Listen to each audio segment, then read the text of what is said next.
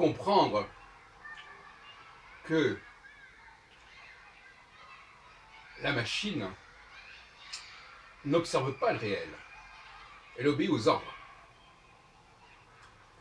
Donc, ce n'est pas elle qui choisit ce qu'elle doit faire. Il choisit son timing. Le timing, il est choisi, il est déterminé ailleurs, en amont. Croire en l'astrologie, c'est croire en réalité que nous agissons non pas du fait de l'observation du réel, mais parce que nous sommes programmés comme cela. Je crois que c'est le véritable postulat de l'astrologie, mais il n'est pas formulé comme ça réellement. Mais c'est finalement le fondement de l'astrologie. Et les astrologues ont trouvé la parade en disant qu'en fin de compte, l'astrologie nous décrirait la réalité. Quoique aujourd'hui, beaucoup d'astrologues ont pris de la distance par rapport à ce discours. L'astrologie ne nous dit pas quelle est la réalité, elle nous dit comment on nous dit de la voir, cette réalité. C'est le « je dis ce qu'on m'a dit », je répète ce qu'on m'a dit, je répercute ce qu'on m'a dit.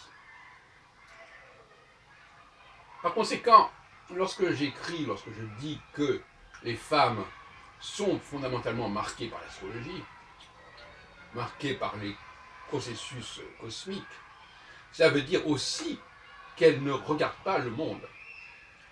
Elles ne le voient qu'au prisme de ce qui leur est dicté, c'est le même mot que dire, dicté par un programme, par un plan.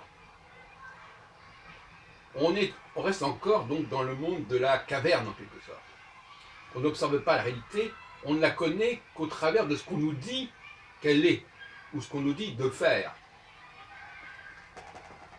La machine ne décide pas ce qu'elle va faire, elle fait ce qu'on lui a dit de faire. Alors que l'homme, par opposition à la femme, lui, il observe la réalité. Et c'est ce qui fait qu'il est capable de faire œuvre scientifique. Parce que faire œuvre scientifique, c'est observer le monde.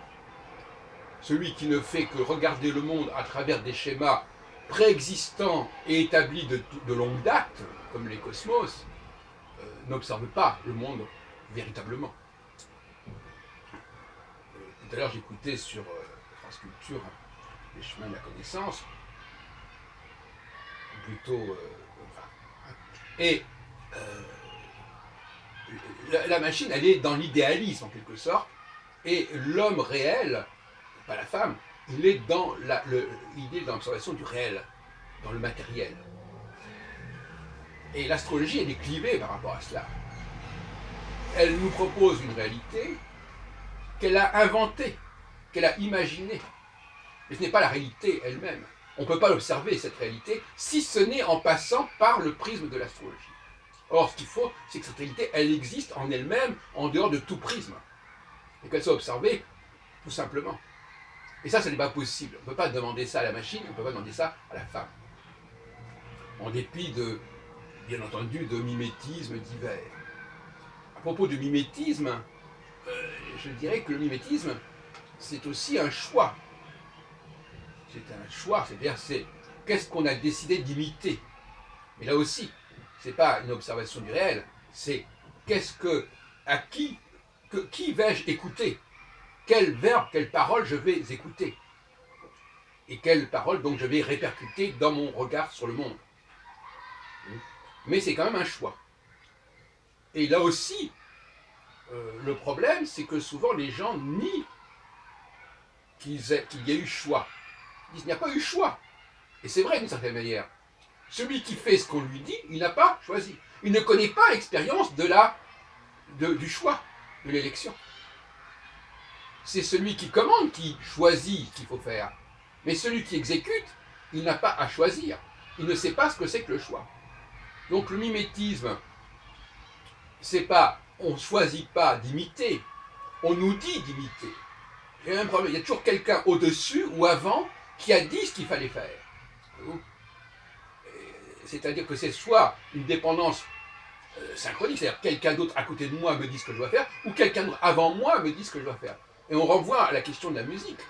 Quelqu'un qui va jouer de la musique classique, au sens classique du terme, c'est-à-dire, il ne fait que répéter, reprendre ce qu'on lui a dit. Il ne choisit pas sa musique. L'improvisateur, c'est celui qui choisit les sons.